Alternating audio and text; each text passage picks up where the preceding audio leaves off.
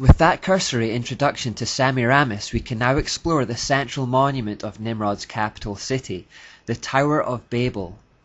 This monument, commissioned by Nimrod, would be his power base, his castle, his palace, his throne.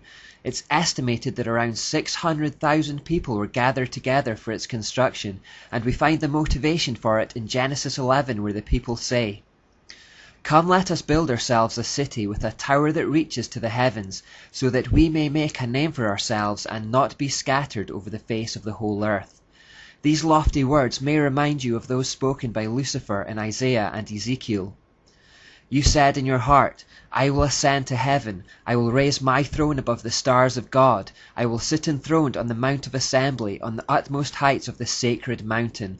I will ascend above the tops of the clouds, I will make myself like the Most High." Notice the words sacred mountain, the idea that God resides atop a mountain. It is repeated again in Ezekiel 28 when God says, "You sinned, therefore I cast you as a profane thing out of the mountain of God, and I destroyed you."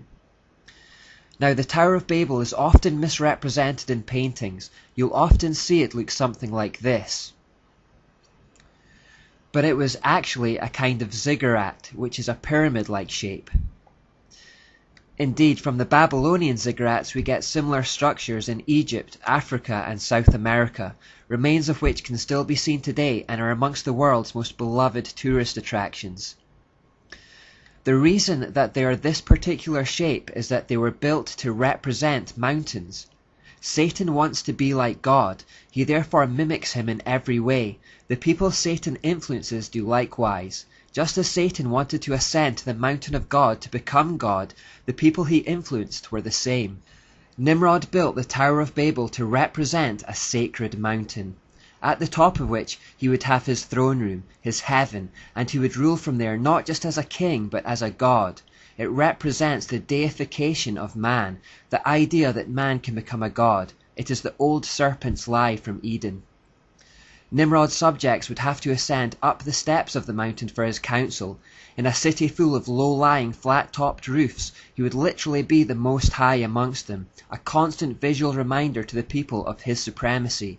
Wherever they were within Babylon and for miles around, they would see the top of the tower and to know that their king and God was keeping a watchful eye over them from heaven, monitoring their every move. This would strike a mixture of fear and awe into his subjects. Nimrod was the initiator of the idea of emperor worship, although it may not have been his idea originally. Evidence suggests that Semiramis was actually the brains behind this concept, and that it was a clever device for helping them keep a tight grip on their subjects. She appeared to understand that a surefire route to gaining earthly honor, prestige, and power is through religious authority. Spiritual authority secures temporal authority. Nimrod was more than happy to go along with it, just as Adam was happy to go along with Eve in the Garden of Eden. By turning himself into a god and establishing emperor worship as a common practice, he maintained control over his subjects. Because of his association with fire and the sun, he became known as the sun god.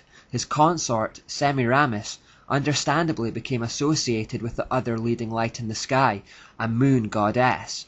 Around themselves as the sun and moon gods, they created an entire religion that was based on a corruption of primeval astronomy developed by Noah's righteous ancestors prior to the flood. This religion has come to be known as the Mystery Religion.